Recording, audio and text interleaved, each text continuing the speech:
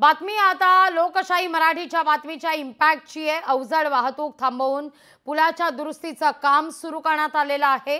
अर्थात नंदुरबारच्या गोमई नदी पुलावरील अवजड वाहतूक ही थांबवण्यात आलेली आहे। ही बातमी लोकशाही मराठीने दाखवलेली होती आणि त्यानंतर अवजड वाहतूक थांबवून पुलाच्या दुरुस्तीचं काम हाती घेण्यात आलेलं आहे। पुलाचे तडे गेल्याची लोकशाही मराठीने बातमी दाखवलेली होती। पुलाला तडे गेलेले होते आणि आता या बातमीनंतर नंदुरबारमध्ये हे काम हाती घेण्यात आलेले आहे।